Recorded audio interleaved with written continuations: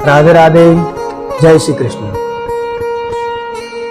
आप अपने आसपास ऐसे बहुत से लोगों को देखते हैं जो बिना परिश्रम के ही वह सब कुछ प्राप्त कर लेते हैं, जिसको हम प्राप्त करने के लिए बहुत ही अधिक ऊर्जा लगानी पड़ती है या बहुत ही ज्यादा मेहनत करनी पड़ती है।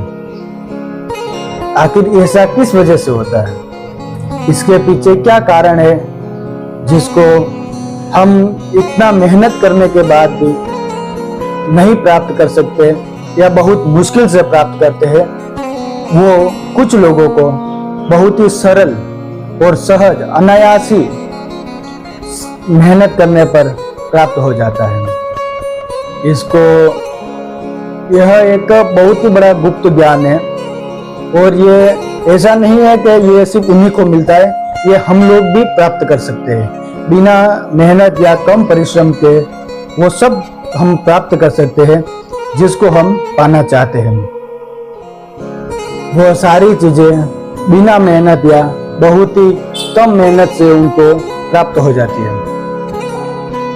ये एक दान का रहस्य है जिसका उल्लेख हमारे महाभारत ग्रंथ में महादेव जी माता पार्वती को बताते हैं और कहते हैं कि जो दान का महत्व है उसके कारण ही यह सब संभव होता है।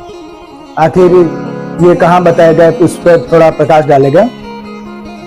जब पितामह भीष्म शवशैया पर लेटे हुए थे, तब युधिष्ठिर धर्मराज उनके पास जाते हैं और पूछते हैं कि इस मानव जीवन में व्यक्ति ऐसा क्या करे जिससे उसे बहुत ही कम मेहनत में अधिक से अधिक फल प्राप्त हो।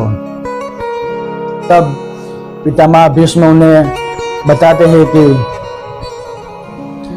वस्त्रादि सर्वलोकेषु रूपवंश्चापि जायते अनायासेन चान्नपोति वस्त्राणि पुनः पुनः। यानी कि जो व्यक्ति अपने जीवन काल में वस्त्र का दान करता है, वस्त्रों का दान करता है, उसे अगले जन्म में वह रूपवान होता है, बहुत ही रूपवान होता है और उसे अनायास बिना ही कुछ परिश्रम के बहुत सारे वस्त्र पहनने का या वस्त्रों का सुख भोगने का मौका मिलता है। लेकिन यह तो सिर्फ एक उदाहरण था। इसी वाक्य से महादेव जी माता पार्वती को विस्तृत श्रृंखला में बताते हैं कि दान के साथ भाव का बहुत ही बड़ा महत्व होता है। जो व्यक्ति दान करता है उसके साथ भाव बहुत ही ज्यादा जुड़ा हुआ होता है, उससे बहुत ही ज्यादा महत्व होता है। जैसे कि अगर कोई व्यक्ति रुपए पैसों का दान कर रहा है और वो अपने खुले मन से, खुले चित्त से और खुले दिल से किसी व्यक्ति को दान कर रहा है, अपूर्ण दान कर रहा है, बिना सोचे समझे दान कर रहा है, तो उसे अपने अगले जीवन में बिना सोचे समझे, बिना प्रयास के अनायासी सब कुछ रुपए पैसे या जो भी वो व्यक्ति चाहता है उसे मिल जाता है।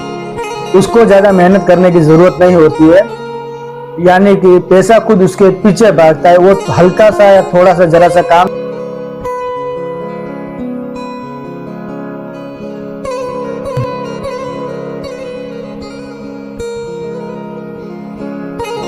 और जो व्यक्ति ज्यादा सोच समझकर, ज्यादा तर्क वितर्क कर दान पुण्य करता है, उस व्यक्ति के पास पैसा या फिर वो जो चाहता है वो आता तो है, लेकिन उसके लिए उसको मेहनत करनी पड़ती है। और जो व्यक्ति दान में बहुत ही ज्यादा कंजूसी करता है, किसी को दान नहीं करता है, तो उसकी एक किस्मत से फिर वो जो अनायास फल होता है, जो दान का महत्व होता है और जो उसे पाना चाहता है, वह उसको नहीं मिल पाता है।